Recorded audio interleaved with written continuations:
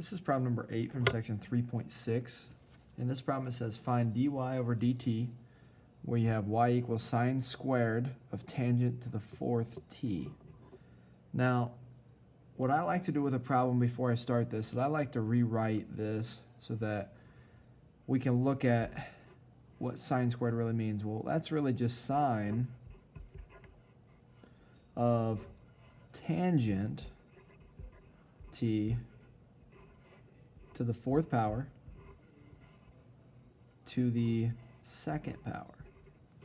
So I like to write it like this so I can see I just have a function inside of a function inside of a function. So I have tan t that's inside of a function u to the fourth essentially, which is inside the sine function, which is the sine function inside of a square function. So I've got multiple pieces to this.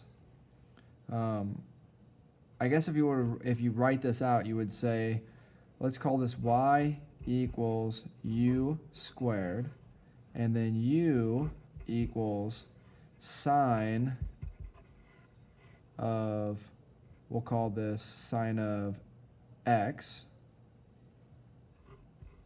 and x equals, we're going to call this tan of t.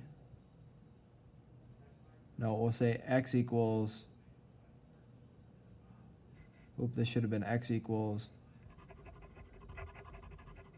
we'll call this v to the fourth. And then we have v equals tan t. So tan t goes into the v to the fourth, which then goes into the sine, which then goes into u squared. So we have like a function inside of a function inside of a function inside of a function. So we're going to end up using the chain rule here.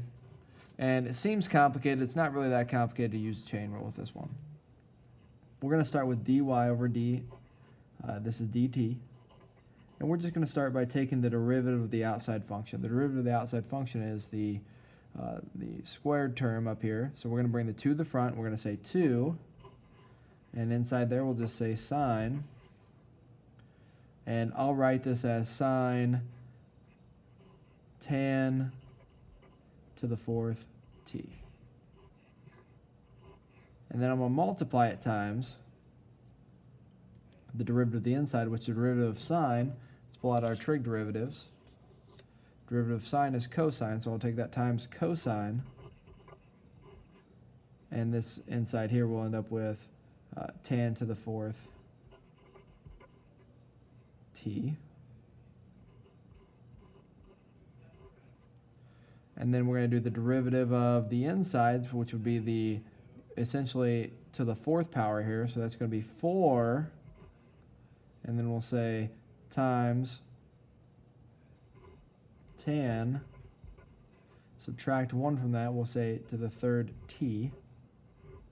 And then finally we'll take it times the derivative of the inside, which would be the derivative of tangent is going to be secant squared x. So secant squared x. Secant squared t in this case. That's a t.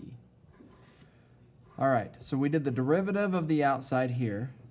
Then we did the derivative of the first inside function, which was sine. Then we did the derivative of this fourth power. And then we did the derivative of the inside function, which was tangent. Now let's combine all those together. And you end up with, well, you have 4 and 2, so we're going to call this 8 when we multiply them. Let's see, 8, and can't really combine anything, so let's just call it 8 secant squared t sine squared, or sine, so we'll do this times sine tan to the fourth t.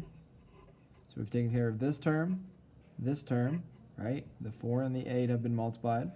And then we're going to take that times cosine tan to the fourth t.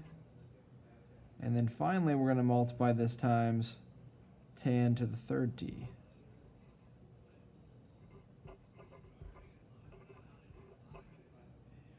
So we have all this being our derivative